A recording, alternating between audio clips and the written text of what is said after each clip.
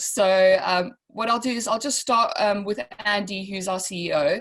And Andy, I thought it would be a good opportunity for you just to really just set the scene and tell us how the COVID-19 pandemic has affected the yachting industry and affected yacht crew all over the world, really. Right, yeah, thanks, Stacey. Good morning, everybody. And thanks for joining us this morning. A special thanks from me to the team and our invited guests for contributing. This is probably our first webinar with the PYA, but we're planning to make this a fairly regular feature going forwards. We've been carrying on working in the PYA over the last few weeks out of office, so we've been communicating quite effectively. And from where we're sitting, the reality is that the yachting season is presently on hold. I think we all know that. But with work on yachts in the yards being affected, movements between ports being affected, and crewing and recruitment all suffering from the constraints imposed by government, not just the French government or the Spanish government, but world governments effectively. And international travel, as we know, is pretty difficult at the moment. In the longer term, I don't think we should be surprised that crew-related activities will be static or even decline a little. Is it a bump in the road or is it a longer situation? Wait and see. We hope that it's a bump in the road, but I think there's still more to be found out about how the world changes as a consequence of the current emergency. We believe that when the brakes do come off, which for us in yachting is probably restrictions on work and travel, best guess, late June, early July, particularly in the French environment. And really what we're looking for is to see ports reopen. I mean, there is the potential, and Kim will touch on it, for vessels to move at the moment. I'm sure Fiona will as well. But there are restrictions. And of course, the other thing is the environment in which yachting is operating in needs to come back alive. So you do need some of the ports to have some facilities open, like restaurants. Otherwise, you know, what's the point? Particularly on the smaller vessels. So we think that the situation will gradually improve, but no doubt you will have your own views.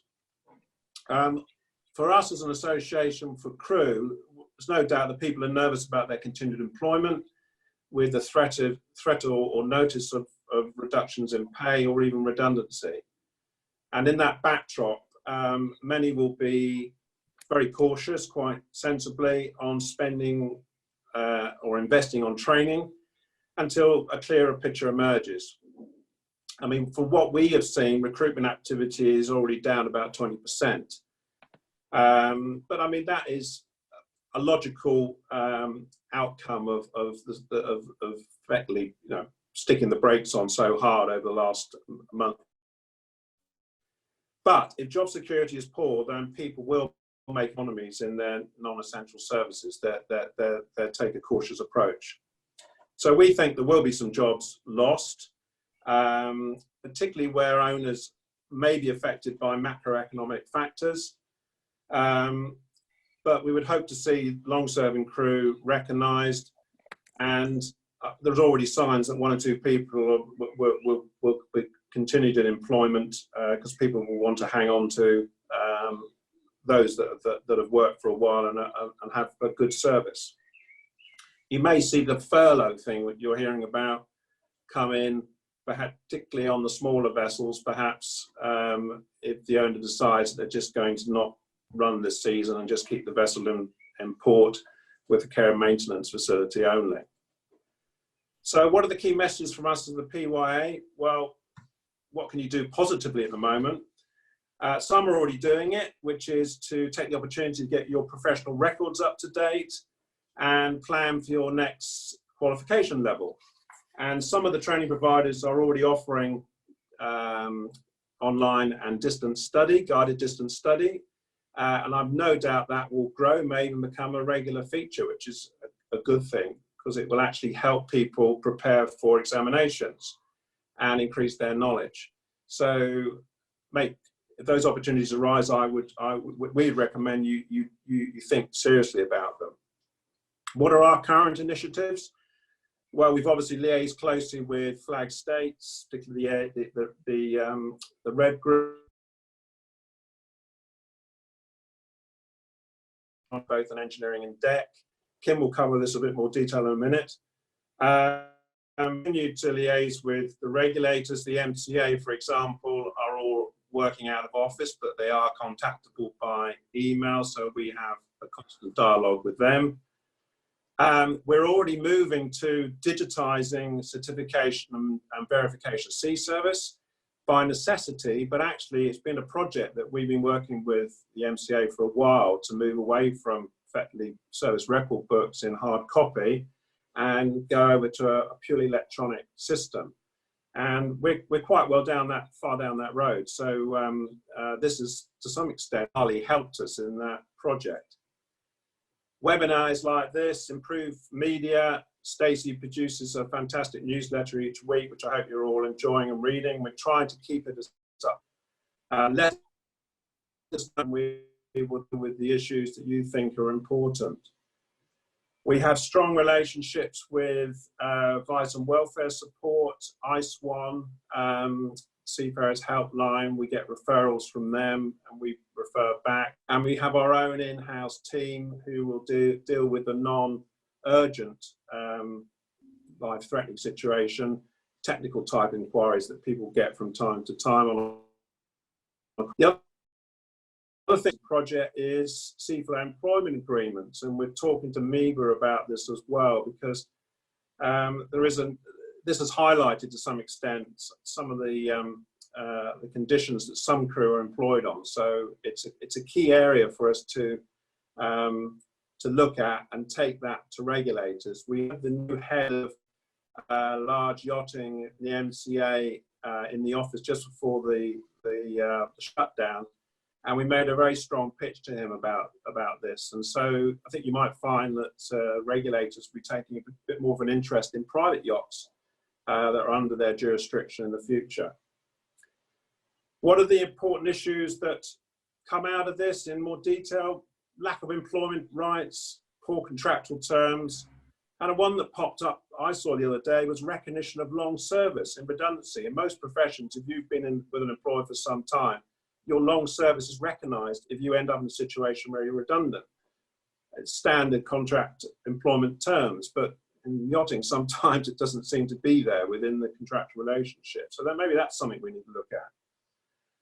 We try and collaborate with other national crew organisations, flag states and regulators, and we will continue to do that as we go forward. So we're keeping all those contacts refreshed during the crisis. And again, if there's issues that people want us to take up, please drop us an email and we'll be informed by that. Basically, the PYA was set up 29 years ago to fight for improvements in crew conditions and qualifications. It exists today for exactly the same reason. It's there to lobby. It's there to be an intelligent, informed support for crew. And we've got a particularly good team within the PYA, well qualified to do just that. And they've been working extremely hard during the lockdown. Governments do pay attention to the maritime industry. I saw an article yesterday. There's 1.6 million seafarers at sea at the moment. And I believe that they will continue to value seafaring, particularly in the current circumstances where we're perhaps more reliant on sea trade than air trade going forwards. So to conclude, from me, please help us to help you. Please continue to support us. We're a non-profit body, and so we can take these issues forward and try and get some resolution. So that's my message. Over to you, Stacey. Great, thanks, Andy. I think it's really important what you're saying, because I think at this time of crisis, the cracks in the industry really start to show for crew who found themselves in difficult situations, potentially due to not having, solid contracts, or the contracts that are in place, as you say, don't cover crew, for the situations that might arise such as the COVID-19 pandemic. So yeah, I think that's really interesting. And I hope, you know, everyone's got a good overview of the services that are available at the PYA. You know, if anyone finds himself in a situation where they need some advice. So we'll just move over to Kim now, who Kim's our sea service administrator, and Kim deals with verifying sea service and testimonials at the PYA. So Kim, I know, Kim, you were looking at some of the updates that the MCA have given out during this time. So I think just firstly to start, what should crew do if they need to get their COCs revalidated, or if they need to apply for new COCs? All right, so first of all, as Andy mentioned earlier, you need to know that the MCA offices are shut and the staff is working from home. So this limits the MCA operations, and it might create delays. And another thing is that I won't go too much into detail in when answering your questions, Stacey, or I will take up all the time of this webinar. But I will mention the main points, and whoever is interested in finding out more can see the news section on our website, where we have articles about these topics. So to answer your question, if someone has all their papers and has passed the oral exam for an MCA COC and just needs to forward these papers to the MCA to have their COC issued, they can do this electronically now. So they can send an email to the engineering or the deck department with all the documentation that is required and the application form, and the MCA will issue a temporary COC.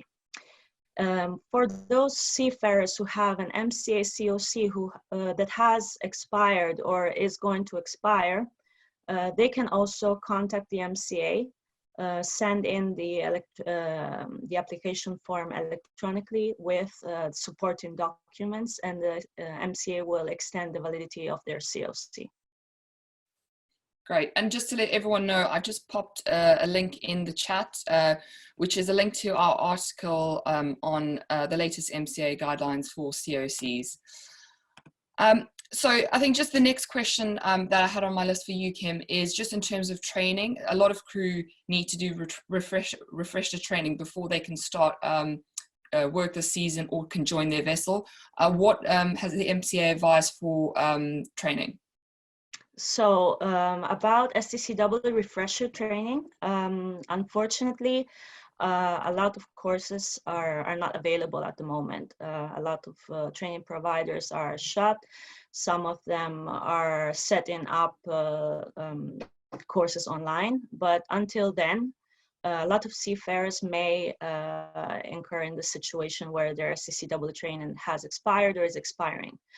And the MCA has advised people, depending on their situation, because of course there are different cases here. There may be people who are on a vessel and cannot disembark. They are joining a vessel, so they need to have all the documents up to date.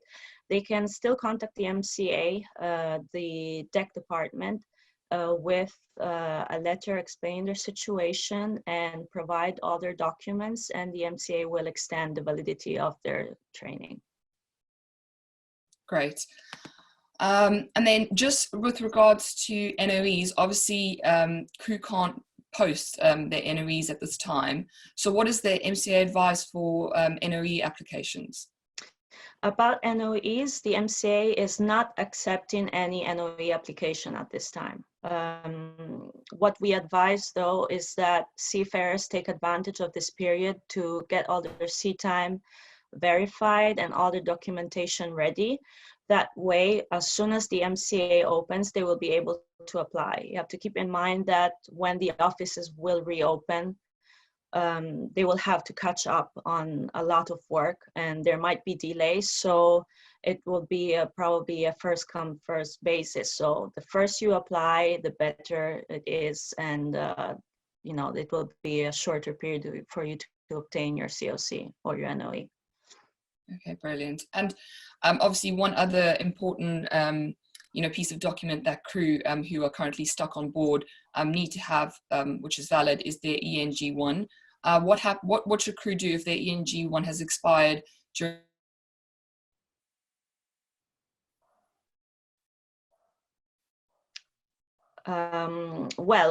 The MCA has just issued, just a few days ago, a revised medical certification policy for COVID-19 guidance.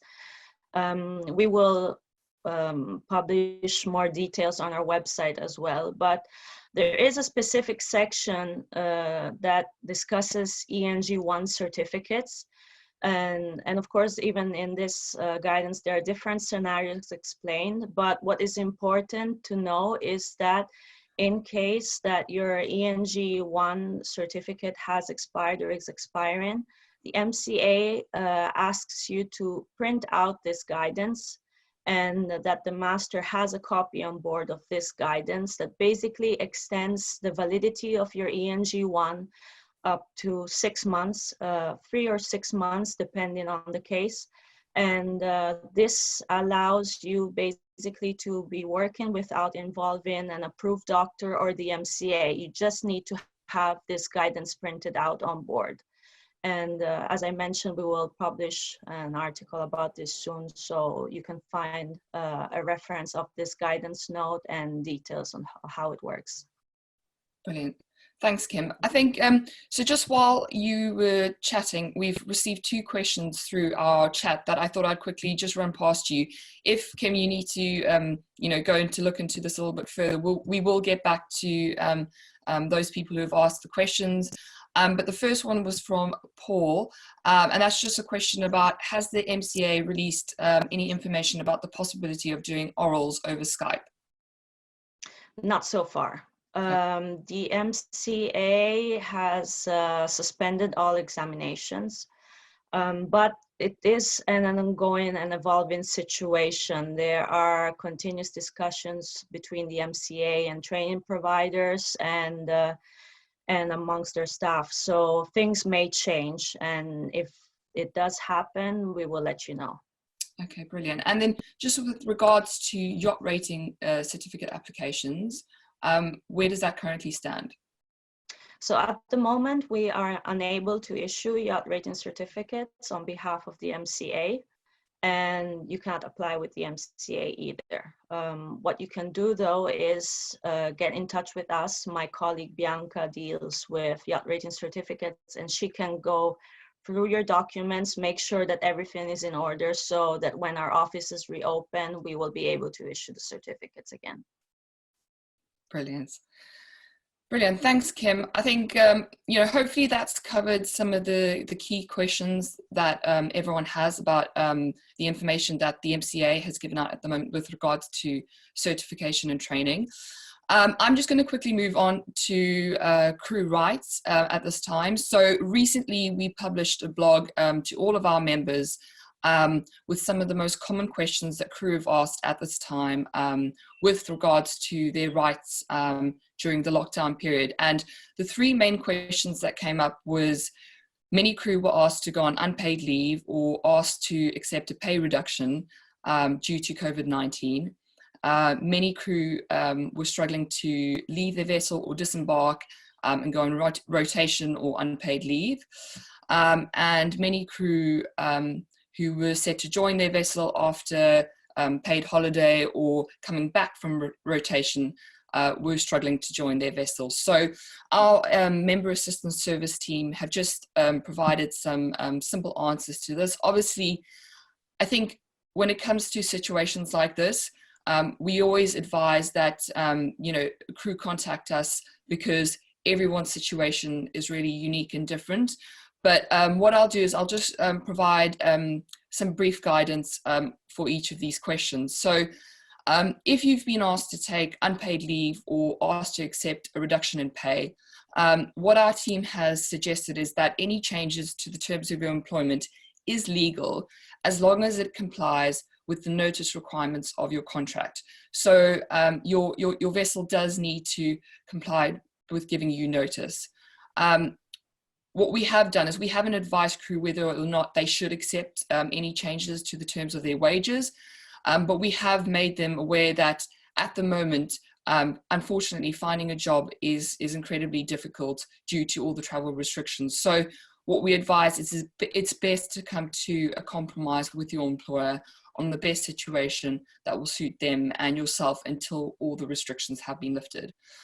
And then for crew who currently on board, but who've either docked in a port recently or who have been stuck in a port but are unable to leave their vessel and go back home or go off rotation, what the contractual obligations are for crew who do have contracts in place, specifically MLC contracts, is that it's the employer's responsibility to make sure that all the necessary travel arrangements are in place for crew to get back home.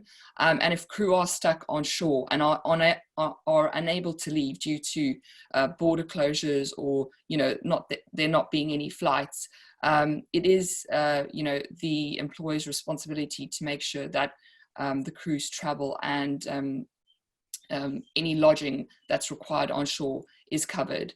However, we strongly advise that crew don't disembark their vessel or sign any discharge documents before confirmation of their travel and their immigration status along their travel has been approved, because many crew were stuck traveling from their vessel back home when lockdown measures were being put in place, and unfortunately some crew were stuck in between countries. So that has been quite a difficult situation for many crew.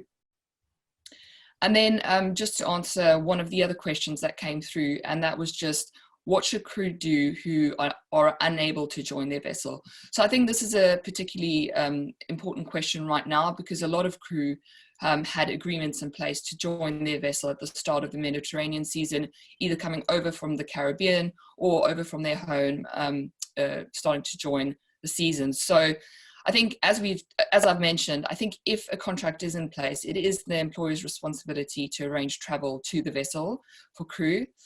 I think where crew have found themselves in a particularly difficult position is many crew only sign new contracts when they start a new job, when they join the vessel. So at the moment, some crew who are not being paid, although they already have agreed employment, might find themselves not being paid. And the advice we've given to crew is, if you've accepted employment but you're unable to join your vessel, under English law and many other jurisdictions, it is the vessel's duty to pay crew if they can't join the vessel. However, again, I think at the moment, it's difficult for crew to go off if they're not happy with the terms that a vessel has given them. So it's best to try and come to a compromise that meets both your needs and the vessel. And then just to let everyone know that we've recently released an article on our blog, which is on www.pya.org. And in that blog, we've included some resources for crew who are planning to travel to their vessel to check before making any travel arrangements. So I think it's really important that crew look at government websites and check in with their embassy or local ports if they're planning to travel to a country to look for work or to join their vessel, or if you're currently on a vessel and you're looking to move to another country or port. It's really important that you look at each country's government websites and call the port authorities directly and arrange the necessary the necessary requirements for you to travel there. So if anyone's got any more specific questions on their current situation, please do email us and we can forward this on to our member assistance service. I think, like I said, for everyone who might be stuck in a difficult situation and they might be unpaid or unable to travel, I think each of your situations and your contract will determine what your rights are. So it's important that you get personalized advice at the moment. So I think just with regards to travel, I'll just move over to Seb, who's our Palma representative. And Seb, I know you've been looking at some of the local restrictions and regulations that are going on in Spain and specifically in the Balearics at the moment. So can you tell us a little bit more about what is the local news at the moment in Palma, and what are the local restrictions for crew at the moment? Yeah, so the Ministry of Health has confirmed 6 more coronavirus fatalities in the Balearic Islands yesterday, taking the total to 131. There are also 31 new cases of COVID-19 and 1,667 since the health crisis began. But the good news is 918 people have fully recovered and been discharged from the hospital. Javier Aran, spokesman for the Regional Committee of Infectious Diseases, has pointed out that the Balearic Islands are the 3rd community with the lowest proportion of cases. In this period, the islands have registered 41.31 cases per 100,000 inhabitants, only behind the Canary Islands with 27 cases and Murcia with 32. He said, we are in a very good situation despite the increase in the cases this week. So that's good news. Non-essential workers are now able to work in Palma since Tuesday. Balearic Port Authority clarified marinas are included in the rollback of work restrictions. The ability to resume non-essential work had been considered by us to apply to yards and workshops, though the authority confirms that the relaxation applies to any nautical facility. All works must be carried out in accordance with heightened hygiene standards, which include the wearing of gloves and masks, the provisions of hand sanitation, the distance of 2 meters between the workers, and avoidance of group gatherings if possible. Before carrying out the work, confirmation must be provided by the company responsible for the work, stating that works comply with necessary measures to guarantee the health of workers and prevent the spread of the virus. However, the state of alarm will still apply until Sunday, 26th of April, with the slight possibility of being extended again. This means that all other restrictions stated by royal decree are still in place, including movement restrictions, only being able to leave home or vessel individually in the following cases, such as purchasing of food, pharmaceuticals, and necessities, attendance at health or medical facilities, travel to the workplace to carry out your work, professional or business provision, return to habitual place of residence, assistance and care of the elderly, minors, dependents, people with disabilities or especially vulnerable people, and due to force majeure or a situation of need. All these movements must be justified to the authorities. So we highly recommend that any crew member moving from home to the vessel carry with them a letter from the vessel or agency certificate stating that the crew member needs to travel in order to go to his or her workplace. Also, here are some new nautical updates from the islands. Unfortunately, the 2020 Palma International Boat Show, originally scheduled for the end of this month and then postponed to early June, has been cancelled. 2021 boat show will be held by the end of April or next year. Another news is a meeting of the Balearics Coronavirus Monitoring Committee on Tuesday repeated a point that Balearics President Armengol had made on Sunday regarding ports and airports. So one of the last measures to be adopted when lifting the confinement in Balearics should be the reopening of ports and airports. The committee believes that once ports and airports are reopened, there should be strict health controls for travelers. And lastly, I think it's a good news, interesting news took my attention last week. There has been 5 merchant ships carrying pleasure yachts arrived to the port of Palma since the government declared the state of alarm. So things are slightly getting back to normal. These are the latest updates.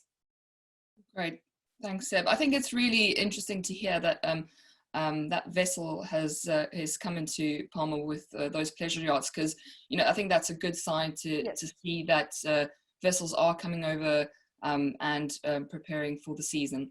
Sure. Great. So just to move over to Kim, I know you were looking into some of the latest regulations in France and Italy. Could you quickly just give us a brief overview on that? Sure. So starting from Italy, the lockdown has been extended recently until May 3rd. So the outings, any kind of outing, so going out of your house or going out for your boat, is allowed only for essential needs. This means you need to always fill in a travel certificate, as it's happening here in France and in Spain, as we've mentioned, as Seb mentioned. But there is a bit of good news, because some businesses are slowly reopening. This week, shipyards in Liguria have opened, for instance, and other regions are also preparing themselves to open their shipyards. So there is something changing. Traveling for boats is banned, and for individuals is banned as well. But there may be exceptions. So as you mentioned earlier, Stacey, you need to contact the authorities and figure out if there is a way for you to reach your destination. It's not impossible. There are crew who are traveling, who are going on board, who are going back home, and it is possible, but arrangements need to be made in advance, and you need to have all your paperwork in order. And depending on where you are traveling to, the restrictions may vary, the documentation may vary. So it's very important that you get this information beforehand, before making any commitment, before purchasing any ticket. About France, the lockdown has been extended until May 11th, and the same restrictions as in Italy apply. You can go out only for essential needs, and you need to have your travel certificate that explains the reason why you're going out. And only boats with an annual or seasonal berth in France are allowed to reach their port in France. They also will need to submit the request to the authorities and provide the necessary papers. There are some shipyards that are also going to be opening between now and the beginning of May in the south of France. So there are signs that things are changing here as well. And Monaco, the lockdown has been extended until May 3rd. And the same restrictions apply as in Italy and France and in Spain. The main difference is that only Monaco flagged boats are allowed into their ports. But for everything else, the situation is very similar. As we said earlier, just make sure that you check with the local authorities first before doing anything, before traveling. Brilliant, thanks, Kim. I think one important point to make here is that regulations are going to be changing day to day from now until we reach a point where all restrictions have been lifted. So I think if you are interested in specific country regulations or ports specifically, and you want to move between ports, make those calls to the specific ports and make sure that you carry the right documentation, because there are fines in place for vessels who are not carrying the right documentation moving between ports. Great. And then, so just to move on to Louise, I know you've been waiting for us there. Louise, I know you've been doing a few webinars recently and speaking to different crew. And so just, it would be great to hear, you know, from your perspective and from, you know, YPI crew as a whole, what is the current status on recruitment at the moment during the lockdowns, and what do you sort of foresee for the coming month or two in terms of recruitment? Well, the current situation, obviously, it's pretty quiet. Since the 18th of March, oh, sorry, we've had an 80% reduction in incoming jobs, which is, you know, considering this is our busiest time of year, is crazy. Obviously, you know, different departments have different struggles. You know, quite a lot of junior crew lose their jobs first. Senior crew tend to, you know, stay on board and tend to as well be on rotations. So we are noticing recently that this week, especially since they've given us a date of the 11th of May, we've noticed that recruitment has started to pick up again. We've took in, say, 5 or 6 new jobs just this week, which is a really good sign, and everyone's feeling quite positive now. We also have sort of, you know, like the engineering and captain side, we have jobs coming in for sort of like July and August because of rotations. So, you know, it is a quiet season, but, you know, we are, as I said, we are very optimistic. We feel that things are starting to pick up. And, you know, we're just really hoping now that this all kind of, you know, the restaurants open and the owners come back. Predictions for the next couple of months, I mean, we're in unprecedented times. We can't give an exact answer. You know, we are kind of hoping that, you know, the owners do come back down, the ports pick up, and we do think there will be, you know, when the borders open and the crew can come back as well, we do think there will be like a huge, you know, late season. Basically, we're really optimistic for a late season this year on the recruitment. Great. I mean, I think also if crew are monitoring local job boards and I know Facebook groups, it's interesting to see that, you know, on there, you can normally also judge a lot of the activity of what's going on. So, yeah, I mean, certainly, hopefully as the situation evolves, recruitment becomes a little bit more active. So, yeah. And Louise, I'm not sure if you can answer this question, and this might tie into some of the info that you're going to provide, Fiona, but have you seen a difference at the moment in terms of the recruitment demand between chartered vessels or private vessels, or is it sort of pretty much? Well, we know at the moment, obviously, quite a lot of charters have, you know, been cancelled. I do kind of think they might pick up, though, as I said, like late season.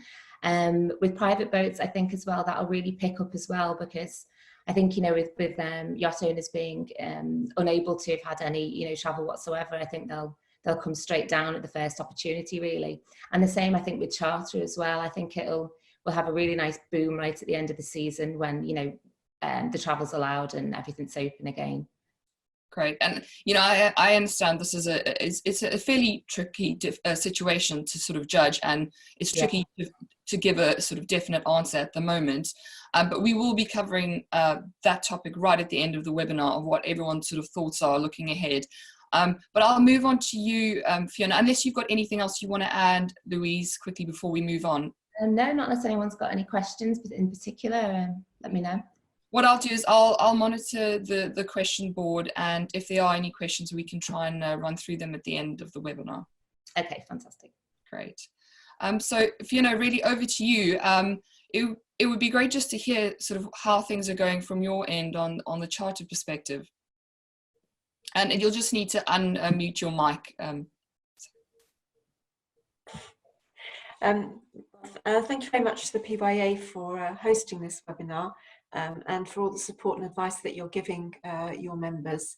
I think that it's very important to be there for them, and they very much appreciate it. As far as charter's concerned, again, we don't have a crystal ball. We probably have more questions than we have answers. But like Louise, we are hopeful that we will be able to rescue the latter part of the Mediterranean season, but it's going to be a very different one.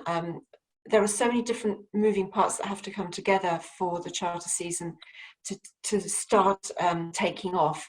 So the yachts have to be fully crewed, obviously, which means that the crew have to be able to travel.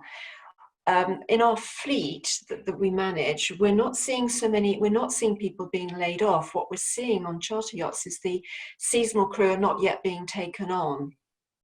And then, of course, some of the permanent crew have been asked to take a pay cut.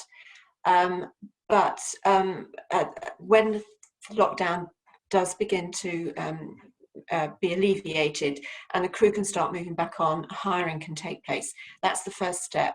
The port movements need to be freed, and I think that's actually already, as we've said, beginning to happen now. Shipyards are continuing to work, or will shortly be reopening for work at a lesser capacity. They've made that very clear, but the yachts should be getting ready now, and as soon as the shipyards are available, then completing their winter works, that they are ready. In France, given that the president has said that restaurants, bars, presumably that includes beaches, will not be open until mid-July at the earliest, I think we can write off June. I mean, there's no clients coming over if they can't.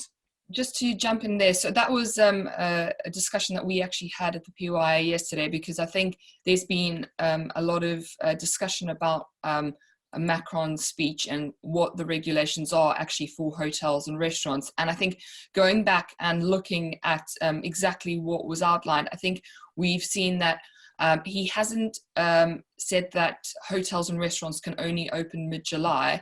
What he said is at the beginning of May, they will still remain closed. However, festivals and any sort of events can only happen from, will only start to look at happening from mid-July. So at the moment, it looks like, restaurants, hotels will remain closed from the 11th of May. However, this could, soon be lifted after the 11th of May. Today in the Nice Matin, there was an article about the restaurants, hotels, bar owners in Antibes who have come together with the mayor of Antibes to put together a proposal for the local prefect, and that is to, under certain health and safety restrictions. So I know one of the restrictions was that at restaurants, they'd keep tables 1 meter apart.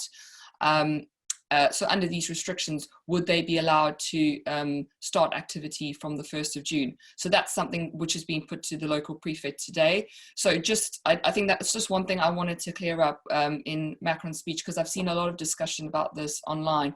And the regulations is that restaurants and hotels are not only going to open from mid-July. It could be sooner, but this will just depend on the coronavirus situation. Sorry. Good point. No, good point. And we're closely monitoring that. But the fact remains that if the requirements are that you have to wear a mask whenever you go out, it's not going to be the experience that our customers are hoping for when they come to the glamorous south of France. So, and also there's the big question of international travel, international flights into the Schengen area. That's also that's an unanswered question. They've said for the moment they are not reopening the borders to international travel, so that's going to impact charter as well. But that, losing the month of June is not the end of the world, because our big season is July, August, beginning of September, and we are hopeful that that will go ahead, perhaps in a slightly different manner, but people will get to enjoy it. And I'm seeing a lot of positive elements now. Clients that I speak to, charterers and owners, have all said, I cannot wait to get out of lockdown and use my boat or come to the Med and charter a yacht. That's all I'm thinking about, is dreaming of coming and using my yacht on the water. So that's really positive. I think that the will is there from our clients, and as long as the practicalities are in place, we will see some activity, some good activity. Another element is that we are seeing American owners who have their yachts in the States changing their plans to bring their yachts to the Med. They're going to keep them in Florida or in the Bahamas. So there'll be fewer yachts, fewer charter yachts in the Med. But that's good news for those that are based here. It'll bump up their bookings, hopefully. We're working, there's not a lot we can do at the moment. We're not getting any new inquiries. Charters that are in place already, most of them are now subject to an addendum, a deferment addendum, which means they're not going to be cancelled.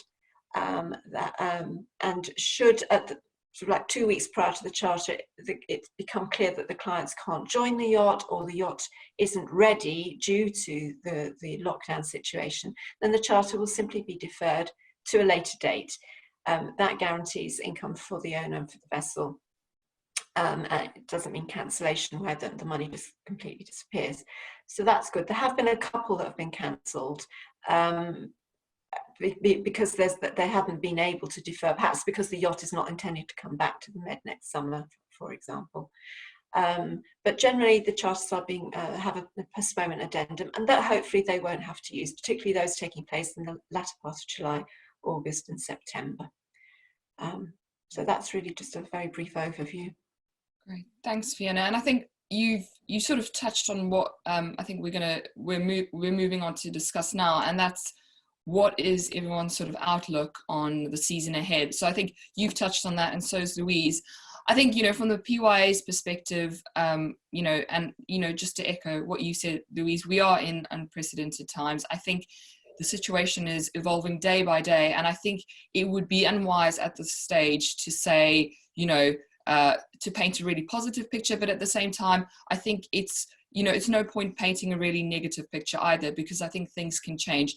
I think, you know, last week, until we heard, you know, locally here in France specifically, until we heard what President Macron announced on Monday, I think there wasn't sort of any light at the end of the tunnel at that stage. But I think since this new sort of date of May 11th has been announced in France, I know in Spain, they're looking to review things at the end of the month.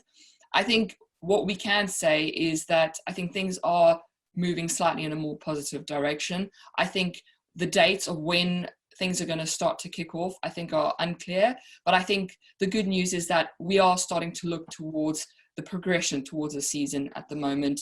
But I don't think we're at the stage where things are kicking off yet, as obviously because we're all waiting still within lockdown. And I think, you know, whilst the date of May 11th does look very promising, like you said, the borders still remain shut. So, you know, anyone traveling from outside the EU, we still don't know when they'll be able to come in. So that's specific for crew and obviously guests as well. So I think it'd be, you know, I think on May 11th, hopefully there's an update of that, or before perhaps. And I think really when that news comes out, I think that will be quite interesting and important. But yeah, I don't know, does anyone else want to sort of cover the topic of sort of the outlook for the season ahead and what sort of crew should be thinking? I think a question came through from a crew, from a green crew, and said, should green crew travel to the south of France once travel restrictions have been lifted? Well, again, sorry, I just interrupted that one. Obviously, yeah, you know, Antibes is it's the yachting hub, isn't it? It's a great place to come and dock walk, but you know, we don't know how the season's going to be. If, you know, if all the yachts are going to be going out, if they're, you know, if they're going to be having a season. So, you know, obviously, yeah, you know, it's a great place to be to pick up work. So is Palma. You know, it's another good place, a bit cheaper to stay. But, you know, in terms of being green crew and wanting to dock walk, and, you know, I think Antibes better, just so you can get up and down the Riviera, in my opinion. Yeah, I mean, I think one important thing maybe green crew should be thinking of at the moment is, you know, I think keep up to date with what is going on. Make sure that you are ready to travel when restrictions have been lifted. And, you know, who knows, if we do get a boom later on in the season, you do want to be there when boats are urgently looking for crew to hire. So, you know, that situation might arise, but I think the main thing is to keep up to date constantly on what is happening, so that when restrictions are lifted and the green light has been given, then you're in a place to go